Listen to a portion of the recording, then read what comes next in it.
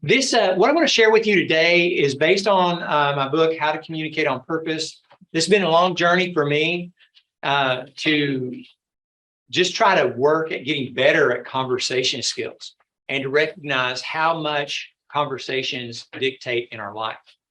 And so one conversation can change everything. God can use one conversation to give you direction for the rest of your life. And sometimes I would say some of the complexities that one thing to consider maybe about conversations is that we don't often approach them as though they matter. They just kind of unfold.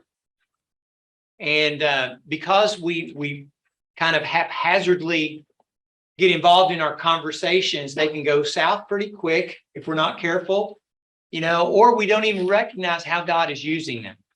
And I've had conversations along the way that God has used in incredible ways. I had one conversation when I graduated from high school. And one of my students' mothers, fellow students, Mother Carolyn Watkins asked me, "Warren, what are you going to do?" And I said, "Well, Miss Carolyn, I've already joined the military, and I'm going to guess I'm going to do whatever they tell me to do." And she said this. She said, "You should go to college. You could get your way paid for. You could do it." And that's the first and only time I remember anybody looking at me in the eyes and saying, "You're college material." I did not ever imagine going to college. I did not take any ACTs, SATs, any of those things. I'm like, why would anybody go and do that so they can come back and gripe about how poorly they did? I mean, like, if you can't score higher than a 30 on anything, that's really not good, is it? No. But some of those tests are. So I just didn't even take them, and I joined the military. But I share that to say that God never let me forget that conversation. And he ultimately, that was part of what he used to get me to go to college. And so I say that now, I don't know if Carolyn sought to plant some great seed that would, help me the rest of my life, but she did. And so I think that understanding that conversations do matter is an important thing for us to consider, is that when we have conversations, they do matter. And if we approach them as though they do matter, we're already in a better position. So when you sit down in front of someone and you're having a conversation, remind yourself, this moment matters. This moment that I'm sharing with this person matters. And I think that helps us. The other thing I would say that I've learned is that conversations are very complex. There are no simple exchanges. Anybody who says, here's the 3 steps you need to take for effective communication is not telling you the truth.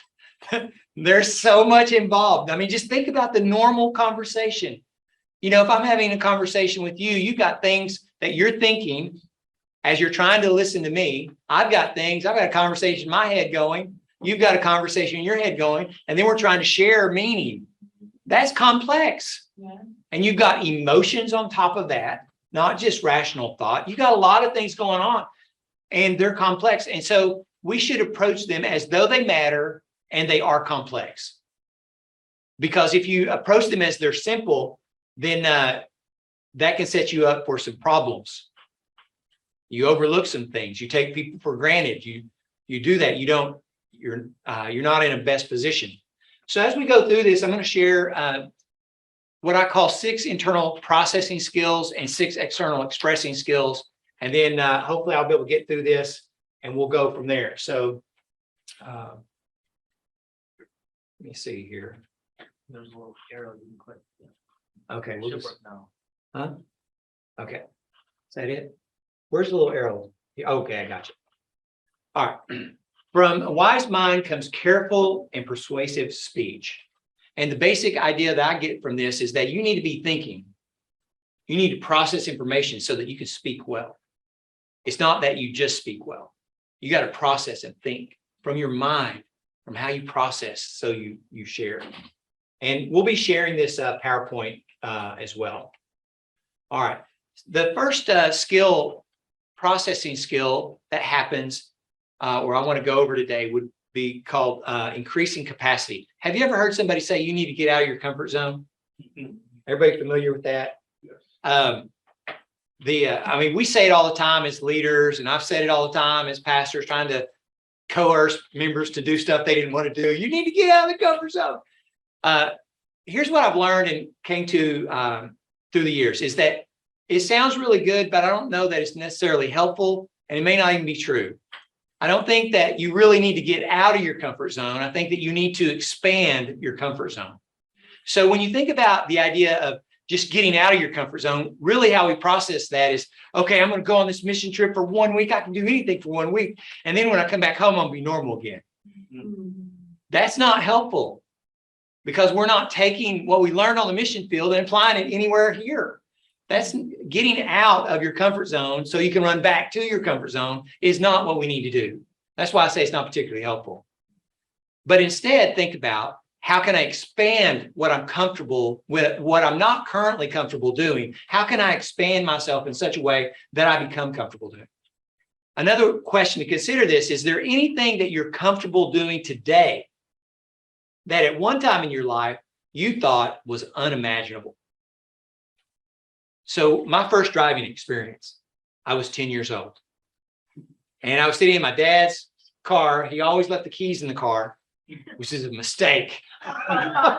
And my friend gets in the passenger seat and he says, I dare you to drive it. I'm like, well, I can't turn down no dare. That's not good. So I started it up, put it in some gear, hit the gas button, and backed my dad's car into our neighbor's fence.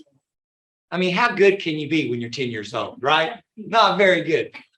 So that's the beginning of my driving experience. Now, what if I used that one experience in driving to dictate everything else in my life about driving? I wouldn't be able to do anything.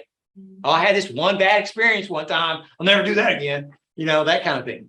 But now I can get in my car and I can drive wherever I want to go. I've driven in other countries. Some of them are serious countries. as far as driving goes, it really tests your prayer life and skills and all those type of things. We don't start anything where we want to be. We start where we are and we gain capacity. And so that's what the same thing with conversations. So if you don't feel like you're great at conversations, then learn some skills. These are skills that you can learn and we can grow. So I'm going to go over some of those here. First of all, I want to talk about the purpose of a conversational expansion, and the purpose of expanding conversational capacity is to face your fears and conduct the conversations you need to have. And this touches on the idea of social anxiety. Why do we not have the conversations we need to have? Well, because we're afraid to have them often. And so we either run from them or we enter them in fight mode, fight or flight kind of thing. So part of learning how to expand your capacity for conversations is so that we do it. So we're not giving way to fear and we're going ahead and having the conversations that we need to have. And that's important for us to do. And again, we'll send all this stuff to you. 5 ways to expand your conversational capacity. All right, here's the 5 ways. Take responsibility for your words, your thoughts, your ideas, and actions. This is the number one thing that you can do. Sure. If you want to increase your capacity to improve conversations and quite frankly, anything else, then take responsibility for yourself, what you contribute.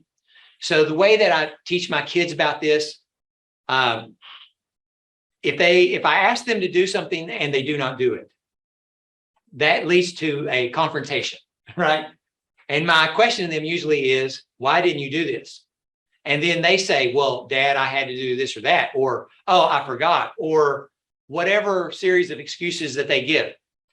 Those are what I call fillers. So a filler is an excuse, it's a deflection, it's a change of subject, it's self-deprecation, and the list goes on. But what a filler does is it masks or really the true issue, and that is you're not taking responsibility for what you were tasked with. So how does that play out when, hang on just a second. How does that play out when, my kid is in front of me and I'm saying, you didn't do this. And they say, well, Dad, they start making excuses. Well, as soon as the first excuse comes, the questions get more direct. And it's kind of like you're in this interrogation. You're now in dark room spotlight and it's on, and it's starting to get more and more intense. And so this is what I taught my kids to do. If I ask you to do something and you didn't do it, and then I'm questioning about it and it gets harder for you, if you want that to stop, this is what you say. Dad, I'm responsible for that and I'll make it right. And then here's what you're going to hear me say to my child. I respect that. Thank you. Because respect and responsibility are tethered together. You won't get one without the other. So if you lack respect, take responsibility. So if you're not, and this is true in conversation, if you said something poorly, it's not the other person's fault, right? So don't blame them. Figure out a better way to say it. Take responsibility for your own words. That's the key to growing. Don't just leave it poorly said. And so take responsibility I would think this is the most important thing that we can begin to do, because then it's also tethered to respect. Then we'll talk about approaching conversations with positive intent. Slides over here. When you approach a conversation with positive intent, what that means is you're entering that conversation to give, not to get. Now, think about your conversations. How many conversations do you initiate because you need something from the other person? Almost all of them. Yes. Okay, so we need to kind of regroup and ask ourselves, what am I going to contribute to this person? Am I entering this conversation to give something, or am I only a taker? If they just gave me what I asked for, is that all I need? One of them is very self-serving and one of them is not. So we need to learn, if you're going to expand your ability to have conversations, learn how to enter conversations with the spirit and the desire to give to the other person. Give them your time. Give them your attention, by meaning be present in the moment. When you're there in conversation, give to the conversation. Be present. And it's really boils down to that give-get approach. Am I trying to get something, or I want to give something to them? And so in a sales analogy, this is how it would look. If you want to make a one-time sell, you might go through that and say just the right combination of words, and then you get a one-time sell, and then you're off to another person. But if you go with the give approach, a good salesperson will say, what I have will truly add value to your life. And when they approach that from that standpoint, and they'll be honest if it doesn't. They'll say, I don't think what I have is what you need, but I may can connect you with somebody that does. That's the right kind of person. When a salesperson says, I want to give you something that I believe will truly help you and mean it, they won't get a one-time sell. They'll get multiple sales with a lifetime of referrals. So do you want to be a one-time salesman in your conversations, or do you want to be someone who really is investing in another person? And then that's what the give-get approach, or the approach with positive intent is about. An indifference to outcome. So here's the basic question. What keeps you from having conversations? Often it is, well, we don't know what we're going to get. If I enter this conversation, it might go bad. So therefore I'm not going to get it. What would happen if you had an indifference to outcome, whether it went your way or it didn't? Would that change those conversations entering? So for example, let's just talk about the gospel for a second, because that's a lot about what we talk about. So if I go to someone and I share the gospel with someone and they don't accept Jesus, does that mean that conversation was a failure? No, doesn't. That's an indifference to outcome. We're not in charge of the outcome. You know what I'm saying? We're in charge of having enough courage to have the conversation and to have enough love, positive intent. I want to add something. If we're going to share the gospel to get them to do something, that's a get approach. I want you to come to church. I want you to do this. Is that for me or for them? Right? Yeah. It can be, we just need to judge our intent, you know? So as we approach these with an indifference to outcome, we can learn from them. And so, and the bottom line here is learn how to have the conversations and really let God have the consequence, you know, let him deal with the productivity. And it goes back to some water, some sow, but God gives the increase, right? So keep sowing, keep watering, keep giving. Water and seeds are giving. Keep giving those things. And then let God do the increase. But don't get to the point where you just stop having the conversations. I've had conversations that have went really poorly. I have some that haunt me, literally haunt me. And they happen early on in ministry. And often my prayer about those conversations is, Lord, please help them forget it. You know, please help them never remember it. I remember it, you know, and I wouldn't have that conversation the same way today. I wouldn't have it. But just because your first attempt or your 10th attempt doesn't turn out well, doesn't mean you shouldn't do it. It means that you need to expand what you're comfortable doing. Okay. All right. And then you grow your ability to engage others using measured exposure.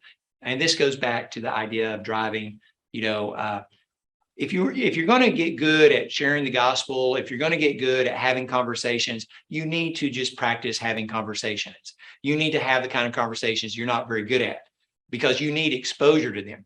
Think about somebody who's a really good debater, like Ben Shapiro, who goes all over the country debating people. He is not nervous at all when he's on stage. And the students will get up and they'll like try to answer this question. They're nervous. You can tell. Do you know why? Because he has lots of exposure and they don't. There's not a question they're going to ask that he hasn't answered 100 times. So there's no sweat. He makes it look easy. Well, he didn't start there. He has had lots of exposure. You know, and so in order to increase capacity, you're going to have to expose yourself to those kind of conversations. And then there's some other things I'll share with you today that will help. Okay, and then the idea of learning how to tame tension by standing in uncomfortable moments. So early on in my marriage, Janice and I had an argument. Janice is my wife, and I can't even remember what it was about. But she said something like this to me. She said, "This is my problem. I'll take care of it." And my response to her was, no, when we got married, we stopped having individual problems. This is our problem, and we'll tackle it together. And I stepped into that tension, and then I saw something beautiful. I saw our relationship going to some place it had never been before. You can't get to certain places in conversations if you don't learn how to stand in tension and just stand there and take that tension. What do we want to do? We want to fight or we want to leave. Most of the time we want to leave, right? But you won't see some of the beautiful things that you could see without tension. And so learn how to stand in that. And I'll share this with you. If you find yourself in a tense conversation, what's the first thing that you need to do? What's that?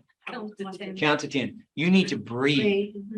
You need to breathe because physiologically, what happens when you're in that tense situation, in your fight, your heart rate increases, your pulse quickens, your breathing shallows, and you're like, you know, your body's gearing up. The adrenaline glands on your kidneys are pumping lightning bolts through your body. There's lots of stuff happening.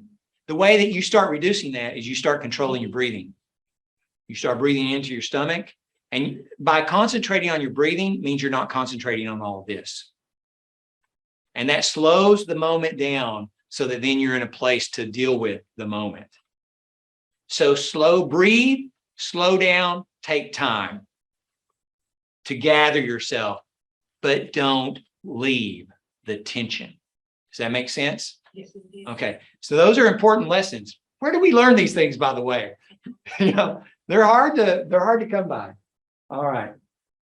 Let's see here. I probably moved that. All right. So we talked about increasing capacity. Now we're going to be talking about closing the loop. This is what I call, this is conversational listening. I don't know if you can appreciate this. Saw a t-shirt. My wife says, I have 2 bad habits. I don't listen, and something else. That might prove the point, right? The purpose of listening is to respond appropriately to the person, situation, or spirit of the conversation. I've talked to a lot of people about this, and listening is by far the most popular internal processing skills that most people relate to. But when you ask this question, this foundational question, what is the highest purpose of listening? If you listened at the highest level, what would you get? And usually it revolves around the idea, well, you get understanding. You take in the other person, not just what they're saying, but how they're saying it, the feelings that go along with it, that kind of stuff, which is an important part of listening, but it's not the ultimate purpose of listening. So take Deuteronomy chapter 6, the Shema. Hear, O Israel, the Lord our God, the Lord is one. Love the Lord your God with all your heart, with all your soul, all your mind. If we've listened well, what does God get? If we have heard the Lord our God, there's only one God, if we have actually applied what he asked, what does he get from us? If we've listened at the highest level, do we understand? Do we only understand that there's only one God? Or does completing that loop mean that we actually love him with all our heart? That's door number 2. So if you have heard the Lord and you're listening to him and you close the whole loop, the only appropriate response to a God who has given us everything is to love him with everything. And so part of that listening is to respond appropriately.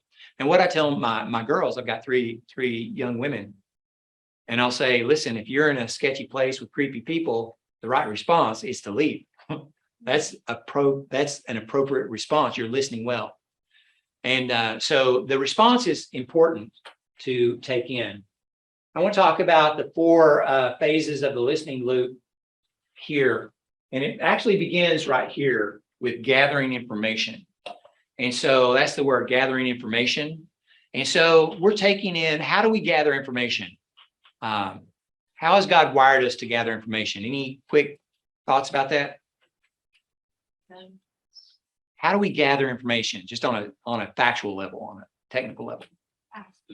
Listening with our ears. Yeah. All of your 5 senses, right? And as Christians, the Spirit of God.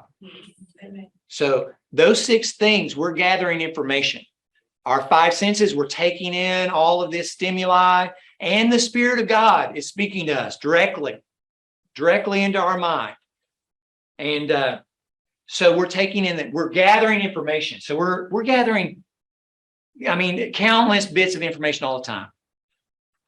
And then the next stage is processing.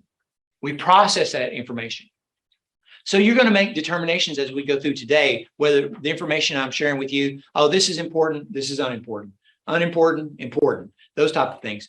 And we tend to, as we're gathering all of this information, because we have so much, we got to file it quickly. Important, not important. How many things have you screenshot on your phone that you thought was important and never went back to? A bunch, right? And so we do that because we process. Now, here's where the wheels start to go off the track. We often start with what we think is important, not with what the other person thinks is important, right? And so we need to consider what their meaning is important. And chances are, if they're sharing a story with you, it's important to them. If they're sharing something, it's important to them. So we should take that approach to deal with that moment a little bit carefully. So once we process things as important or unimportant. And then we assign meaning. That's the A, assign meaning. So we're going to assign what we think it means. And the problem with that is, again, just like we decided that, well, I think it's important or I don't think it's important, we often start with what I think it means instead of what they meant. Have you ever said something in words, but that's not what you meant? Yes. Like all the time, right? That's why when we're having these conversations, we shouldn't just pick words out. Oh, you said this. You know, we shouldn't just say the word. That may not be what they meant, you know, and it may not be what you meant, but it is what you said, right? And you can get into trouble because of what you said and what you meant. So again, the way to navigate this is in the assigning meaning. What did you mean when you said this? I want to make sure I'm understanding, I'm tracking with you. I want to make sure I am in with you. And so you assign meaning according to what they meant, not according to what you think they meant when they said that or this, right? So we get in trouble, and you can see the loop. There's much peril involved in this loop. And then the R is respond appropriately. So once we gather information, we process information, we assign meaning to information, and then we respond appropriately. And that's what you've not closed the loop until you've responded appropriately to that person, that conversation, or the spirit of that interaction. Okay, does that make sense? Yes. All right. There's much to talk about in these things, so I'm going to just kind of roll through these. This one deals with the idea of focus and energy, and here we're going to deal with conversational self-talk. So the purpose, this is as a man thinks within himself, so he is. So we are thinking in ourselves, we're talking to ourselves, and however we are on the inside is who we are. You know, we're working on that. And I would say this, we often do not do a very good job of monitoring on a regular basis the things that we're saying to ourselves and those type of things. So we'll get into that a little bit more. So, but just know that you're thinking, how you're thinking about things dictates how you're going to interact with others. And that's going to go a long way to what people think about you. So what is the purpose? Why do we talk to ourselves? The purpose is to provide focus and energy. So when you strip this down to its bare essential or bare dimensions, foundation, why do we do it? I'll give you a little anecdotal story to kind of illustrate this. I'm in my back room in my office. My wife comes out and she says, Warren, there's smoke in the kitchen and the lights don't work. I am up out of my seat and I'm running to the kitchen. And as I'm running to the kitchen, this is the story I'm concocting. And just think, this is lightning quick. I probably thought about it before I got out of my chair. So self-talk happens so quick, we often don't even recognize it. My house is on fire. There's an electrical problem in the attic. I just know it, you know, and I'm there. First thing, you evaluate the kitchen. Yes, there's smoke in the kitchen and the lights don't work, you know, and then I get a ladder, I throw it up there, I go into the crawl space, and there's clean. Nothing going on there. This doesn't make sense. My story's a lie, you know. And I go back, and turns out, here's the truth. There was a plastic thing stuck to the bottom of the pan, and that caused the smoke and fire and smell and electrical sense. And I don't know how this next part is even possible, but we have this kind of like chandelier in our kitchen, has 4 lights. They all burned out simultaneously. Hasn't happened before or since. And we changed 4 light bulbs, solved our problem. Was the story I told myself true? No, was not true. And this is what you need to understand about your self-talk. Most of the times you're telling yourself a story, they are not factually accurate. You have created that story for a purpose. And the purpose is to give you the focus and the energy you need to address whatever threat you face, whatever you're dealing with. You understand that? If you want to get a biblical picture of this, I believe it's found in Matthew 25, when in the parable of the talents. In the parable of the talents, you have the third man that wasted his opportunity. he concocts a story about the landowner because his safety is at stake. You are a mean and wicked person.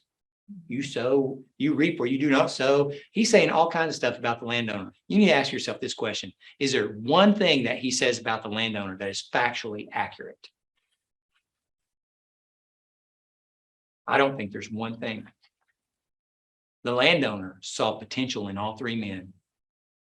And to say he gave generously would be a vast understatement. How much money do you think he gave to the man that had one talent?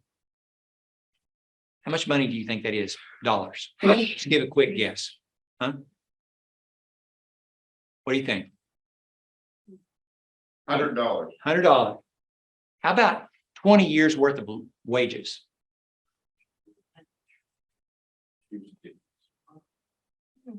You go look up what a talent is worth. It's like a lifetime of saving. So he didn't give him $10 and say, I hope you work it out. He gave him significant means because he saw potential in him. And that man squandered his potential and then tried to blame the landowner for what he wouldn't do. You remember that idea of taking responsibility and respect? Do you think the third is respected? Do you think the third man's respected? Do you think he was respected by the landowner? Do you think he was respected by the other two? The third guy? He was not respected because the landowner said, you are a wicked and lazy servant, right? He did that in zero respect for that guy. You know why? Because he wouldn't take responsibility. And the least amount of responsibility is put it with the bank. You're not going to do nothing else with it. You're going to squander that, but he wouldn't do that. He just did what he wanted to do and then blamed the landowner. He told himself a story. This is how I get out of it. I'll blame him. That's often how we do. We concoct these stories. They're not factually accurate. And we do that so that we can survive, even though they didn't help him. So purpose of that is to provide focus and energy. So you want to monitor your self-talk. So I have a slogan that I've developed over the years, and that's no self-talk goes unmonitored. And this is how I do it. Like if I'm having a story come up in my head that's going to affect my relationship with my wife, I will say, Jan, you'll never guess the story I just told myself. And I drag it out of the shadow depths and I expose it to light and it vaporizes. Because if you leave it in the shadows, it grows. But if you expose it to the light, it fails. And a lot of times we just let that grow secretly. And then it becomes something that we never intended it, our ways to go that way. Nobody starts out wanting to become a drug addict or addicted to stuff, but their self-talk goes unmonitored and it produces things they never imagined would happen. If you want to read a great chapter in the Bible about self-talk, read Matthew chapter 9. And to that point about the peril of self-talk, this the first part of that is where Jesus lowers the man through the roof. Beautiful time. And then he says, your sins are forgiven. Well, that only God can do that. And then it says this about the leaders. It said that they said to themselves, which means they said within themselves. I read that wrong for many years. I thought that they murmured it and he overheard what they said. That's not what happened. They were thinking it and he perceived their thoughts. And he said to them this, why are you considering evil in your hearts? Why are you considering evil in your hearts? This was self-talk. This wasn't something that they had voiced. It was something that they thought. So they got publicly rebuked for something they were thinking. And which begs a couple of things to consider. Your self-talk is not as private as you think. God sees it all. He sees your self-talk. And it's not as harmless either. He addresses that. Why are you considering evil in your hearts? If you're not careful, your self-talk can become an incubator for evil. Now, I want you to fast forward in that same chapter to the woman who reaches out and touches Jesus's garment. You know what she says when she's confronted? There's lots of implication to this. She didn't want to be found out. One, because she was an unclean woman touching a prophet. That didn't usually go very well for in that time. So she didn't want to be discovered. That's why she tried to slip away. But Jesus insisted that she come. And you know what she said? I said in my heart that if I just touch the hem of his garment, I will be well. Her self-talk was the seedbed of faith that was manifested into a relationship with God. You know what his response to her was? My daughter, your faith has healed you. You know what I'm saying? Where does faith begin? Well, it happens in our thoughts before it happens in our life. You need to pay attention to the stuff you're telling yourself. And is your self-talk producing faith or evil? You know, or something in between that, right? Is it moving you where you need to be moved? And this brings us back to the next one. You need to capture your stories. You need to select your slogans, and you need to pray with purpose. So, you know, be mindful of your stories. You are indeed telling yourself stories all the time, and they're lightning fast. Select your slogans. What do I mean by slogans? Slogans, like I'm finishing up writing this book, and I think about things like this all the time. Successful people do what unsuccessful people are not willing to do.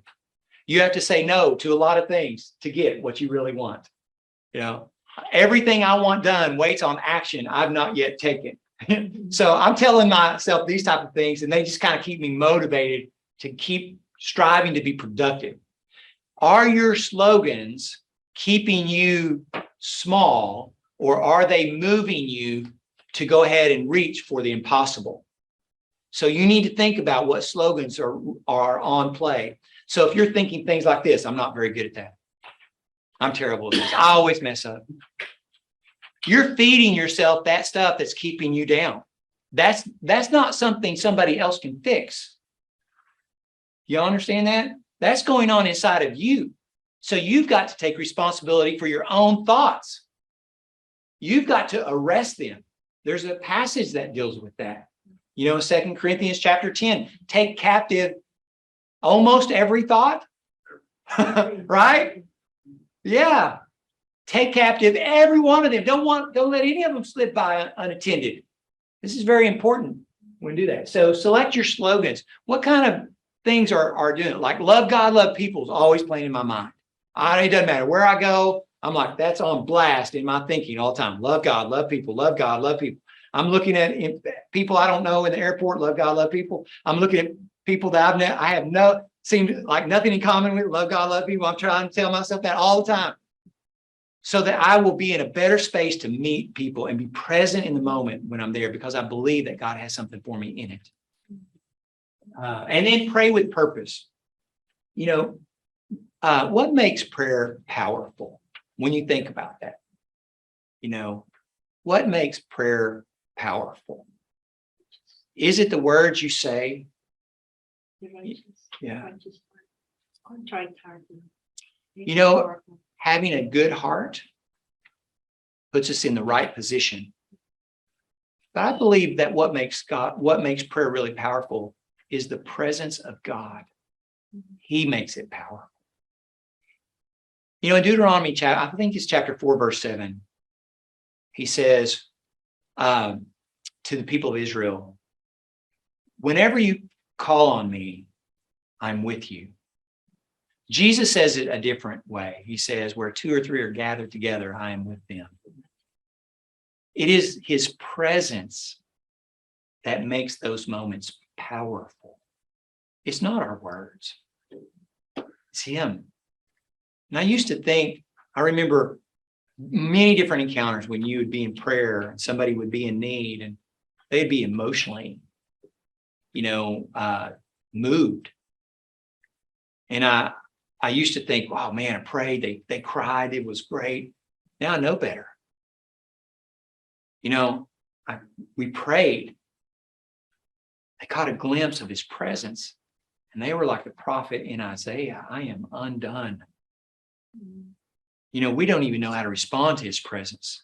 So it affects us on emotional levels. It affects us on intellectual levels. It affects us. And his presence, when John mentions him, he says, I felt as though I was dead in his presence. So I share with you that we're not doing incantations.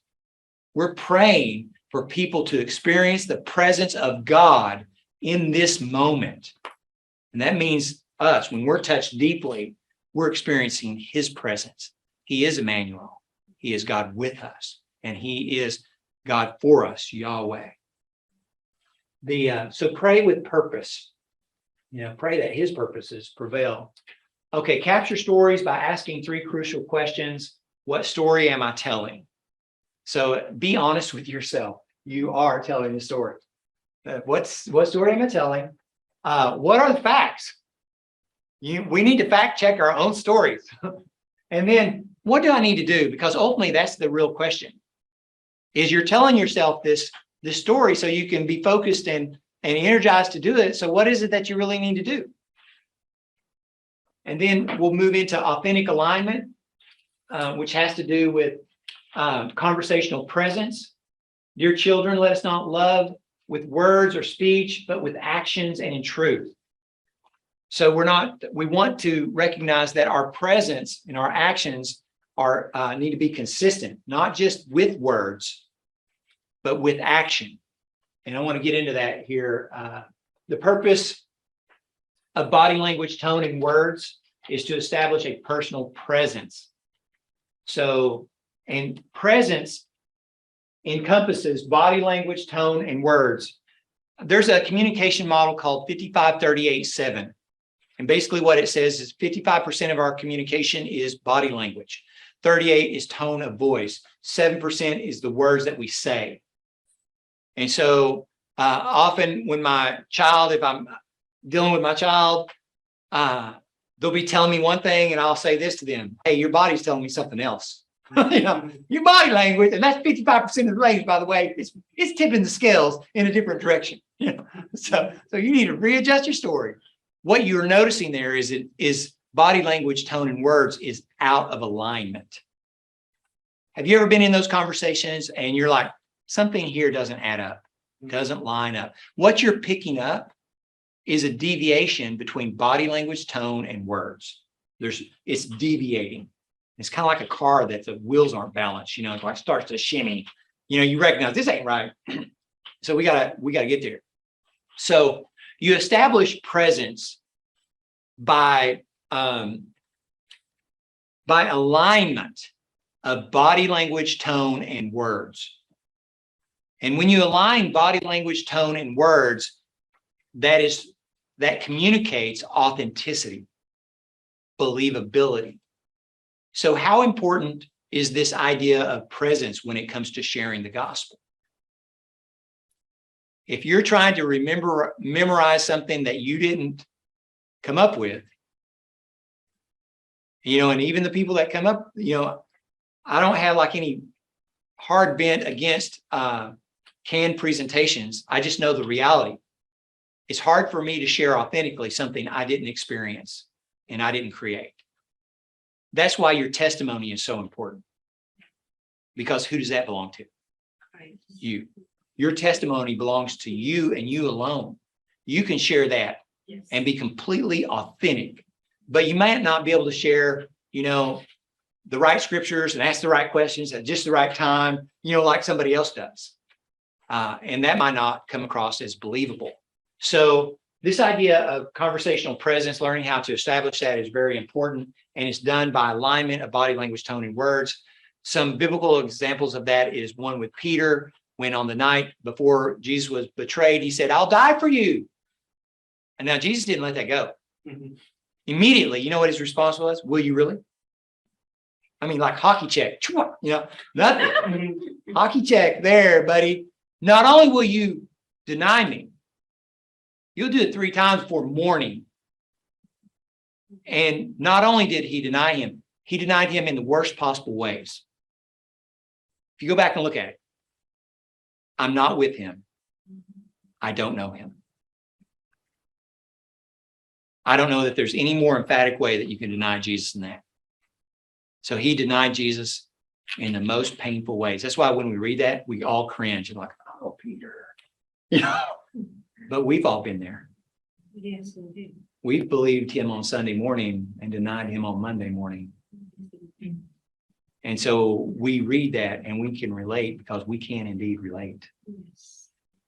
And we cringe because there's not alignment between his words, I'll die for you, and his actions. Body language, tone, and words out of alignment, Peter. Now, fast forward to Acts chapter 4.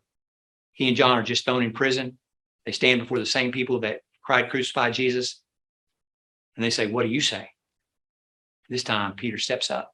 He says, well, if you're asking me, Jesus Christ, you know, the one that you crucified, he's the only one.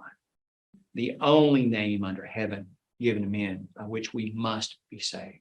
Man, he laid it out without hesitation. And you know what their take on it was? The narrator kind of steps into that moment and it says that they saw the courage of these ordinary men and had taken note that they had been with Jesus. Have you ever thought about what does courage look like? You know, like when you look at somebody and you're like, man, that's courage. What are you taking in? And I believe it's alignment, body language, tone, and words. I believe this time Peter was ready to live up to it. And they saw that. They had seen that. And I think this is something that kind of goes unnoticed. I think they recognized it because they had seen it before. They took note that these men had been with Jesus. And no one faced the cross like Jesus did. He embraced that. Courage under pressure in the most intense kind.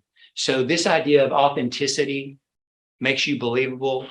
How do we live our more authentic self? Well, you got to align your body language, tone, and words. You know, they all need to be communicating the same message.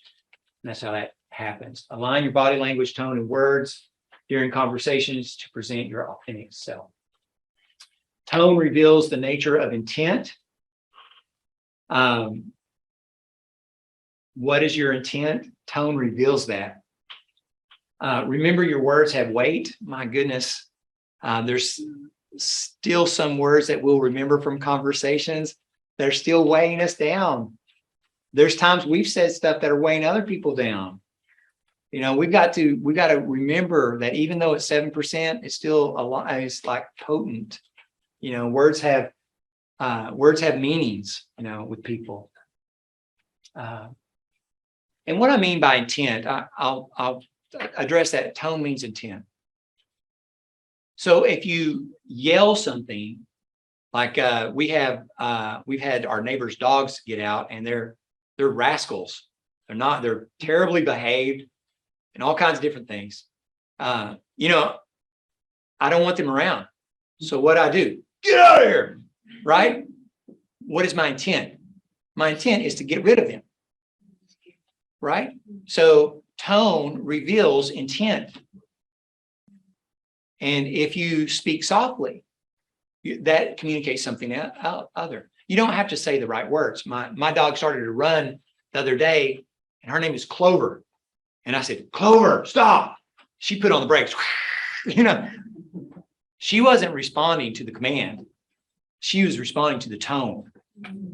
You understand that? That happens with all of us. You don't have to say the right word. Just communicate clearly in the tone. Tone reveals intent. That's what I mean by that. Our divine convergence is the idea of conversational awareness. The purpose of conversational awareness is to enter conversations, expand conversations, and exit conversations. So with awareness, you can learn how to. Your awareness will give you opportunities to enter conversations. You'll recognize, okay, here's an entry point I can do. You can also, with awareness, learn how to expand your conversations. Okay, here's how I can use this to expand it, and then exit. Okay, this conversation going south, I need to exit. So there's awareness and then how to do that. You know, there's skills involved in that. So, but conversations will help you do that. A good example of this would be Philip and the Ethiopian eunuch, and that idea of there's different types of awareness that come to play in that particular passage. you've got spiritual awareness, spatial awareness, and situational awareness that are at play in that particular passage. The Spirit of God speaks to Philip twice, and he is responsive. Now, in awareness, there's 4 levels of awareness. The first level is what's called unconscious incompetent. And what that means is you don't know and you don't have the skills. You don't even know what you don't know. The second level is conscious incompetence, which means that you don't know, but you don't have the skills. You know what it is, you should be doing, but you don't have the skills to actually do it. The third level is conscious competence, and that's when you say, okay, I know what this is, and I have the skills to address it. The fourth level is unconscious competence. I don't know what this is, but I have the skills to deal with it. That's what that is. And we operate in awarenesses on all of these. A spiritual awareness, I'll give you 3 examples from the scripture. Philip and the Ethiopian eunuch, he was conscious competent. He was level 3. He knew the Spirit of God spoke to him and he responded appropriately, had skills to deal with that. Joseph, the husband of Mary, was unconscious competent. He was literally asleep when the Spirit of God, the angels spoke to him. He got up, moved his family to Egypt. That's some serious competence. You know what I'm saying? Serious competence. Samuel was unconscious incompetent. When the Lord spoke to him, he didn't even know who was talking to him. He thought it was Eli. Not once, not twice, 3 times. And you're like, oh gosh, it's the Lord talking to you. Just say, here, my Lord, how can I serve you? And he needed Eli's help to discern what was happening. So he was unconscious, incompetent. He didn't know, and he didn't have the skills. So this happens on all of these levels, by the way. So you have the spatial awareness showing up when and this is really it would be translated as an unconscious competence when he approaches the chariot, is what that would be kind of categorized at, because he wasn't dealing with space, he was dealing with obedience at that point. But it was the space that put him in position to actually hear the conversation. And so then the man invited him up to join him in the chariot, right? Invitation and response. So the invitation was given not by Philip, but by the Ethiopian. And then there's some other things that, that are playing out in there. Situational awareness. Situational awareness is he's reading the Bible. Oh, got that. Reading about Jesus. I'm in. I'm all about it. But very perceptive question, and you won't recognize this unless you do some study on this. But do you understand what you're reading? So he had just come back from the temple. He had bought a scroll. He was not allowed to go and worship in the temple. So he bought a scroll and he was reading that scroll. And he asked him the question, do you understand what you're reading? And his response is telling him, how can I, unless somebody explains it? He went to the temple and he was not accepted. And there was no one in God's house that would explain this to him. And Philip said, hey, I'm your guy. That's a beautiful thing that just transpired there. I mean, it's awesome. And beginning from that passage, he shared with him the good news about Jesus in such a way. The first time he saw water, he's like, I'm all in. I'm all in. Immerse me right now. I'm ready to go. And he accepted Christ, was baptized, a full brother in the Lord, with no restrictions. No longer a worship outsider. I mean, man, listen, there's some serious, awesome things that go down in that. And I didn't realize this until a friend brought it to my memory, but that passage that he was reading, I believe, was in Isaiah 53. Yep. If you read Isaiah 56, you know what it talks about? How the eunuch will be accepted in the presence of God. He hadn't got to that part yet. And that's pretty cool. Pretty cool. And I suspect, I don't know if that's what the conversation that Philip was talking about with him, but it could have been. We don't know that. But listen, it's right within 3 chapters.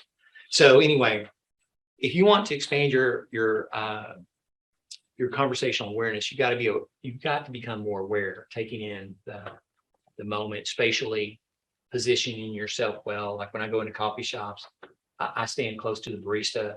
I just stand there. I don't have to say much, but the fact that I'm within distance and I control that distance opens up the potential for conversation.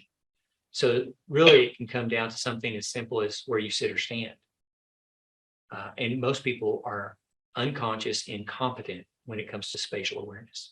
They don't even, it's not even a thought in them. So when you're in proximity, if you control proximity, you create opportunity. That's the kind of the good thing about that. How are we doing on time? About 12 minutes. Okay, great. Okay, capturing insights. Love this one. This is conversational reflection. Reflect on what I'm saying, for the Lord will give you insight into all of this. Reflect what I'm saying, because the Lord will give you insight into all of this.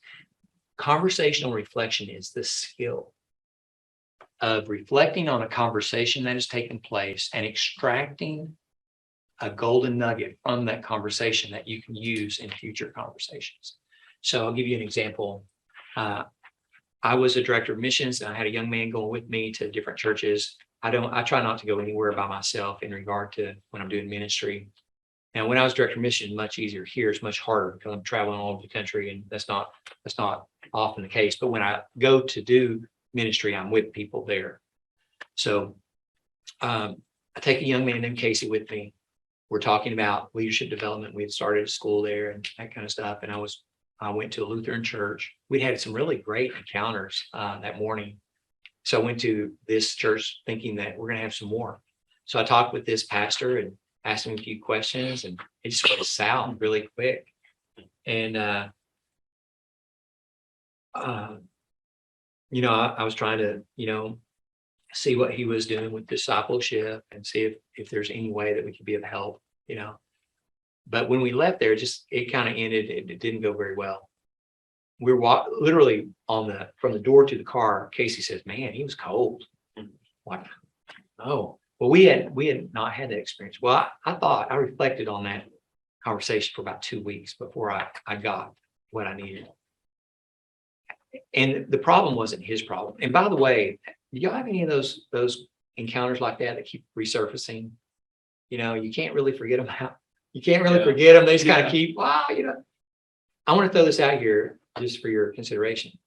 They may resurface because you haven't learned what you need to learn. There's still something God has for you in that you haven't come to grips with. So this was one of those stories for me. And I'm like, what do I need to do? So, and then about 2 weeks later, the epiphany happened, that insight took hold. And if I would have approached that conversation with something like this, when I was in the military, I had 2 great chaplains that were Lutheran pastors, Lutheran chaplains. So I just want you to know, as a Lutheran pastor, I have great respect for what you do, and I have great memories from working with people like you. I guarantee you the outcome of that conversation would have been different.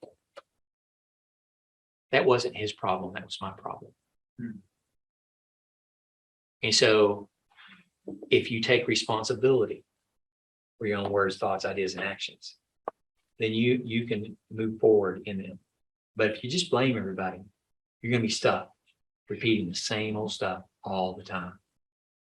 So conversational reflection is super important.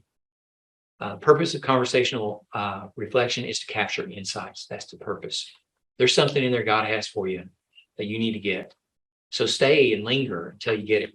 And sometimes it happens really quick. And sometimes it takes years to pull out of there what you need to learn. I'm getting a little bit better at it because I think about it all the time. But sometimes it doesn't matter how many skills you have, they still go south. I had 2 conversations 1 week go south, like the week of the convention. And I could have solved both of those problems had I approached them with this. One had to do with a theological debate. If I would have said to this person, are you open to a discussion about this, or are you just venting? If I would have just said that would have saved the problem.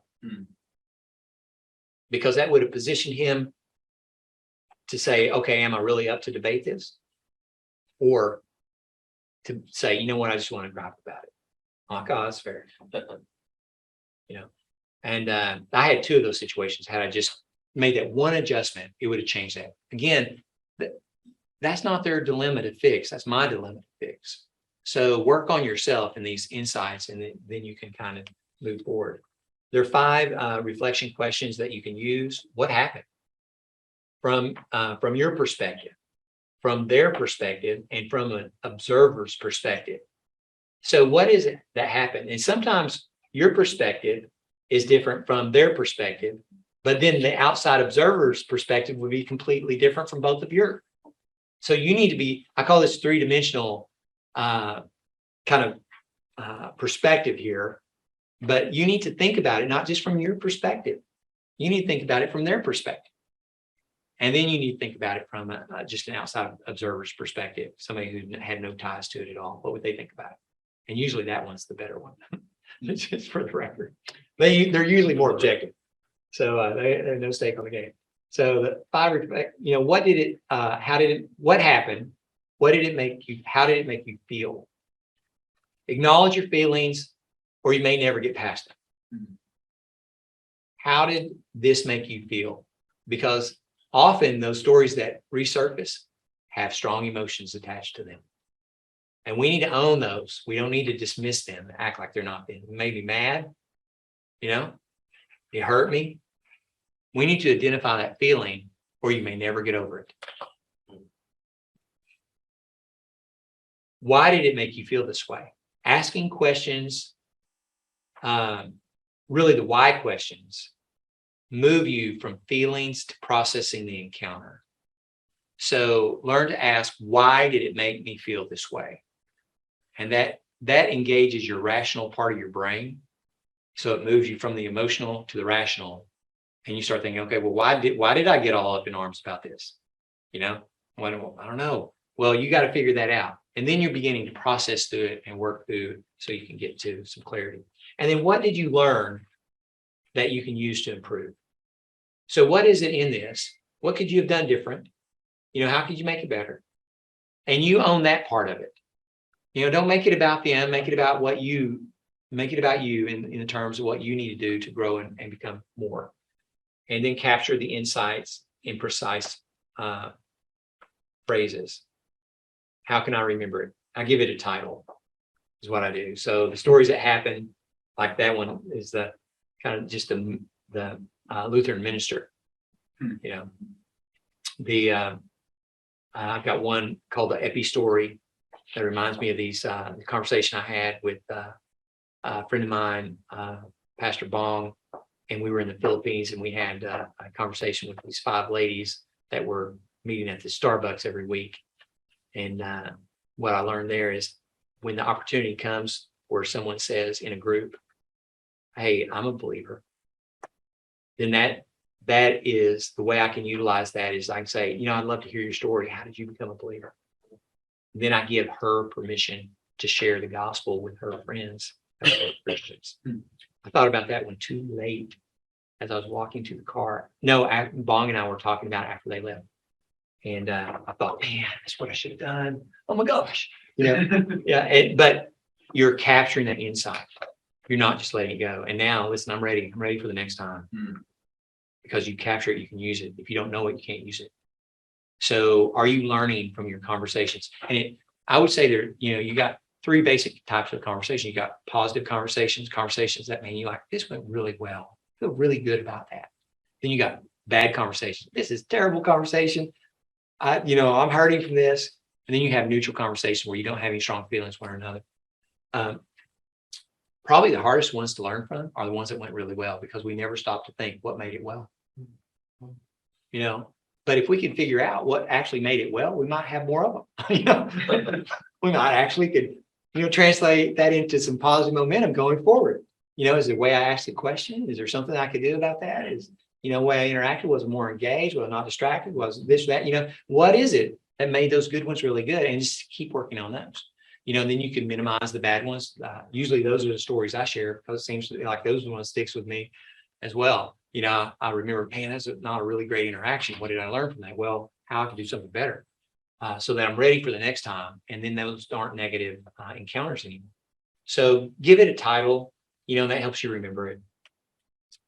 And then you get into the next set of the book, which is the actual expressing skills. A man finds joy in giving an apt reply. This is the talking part of it.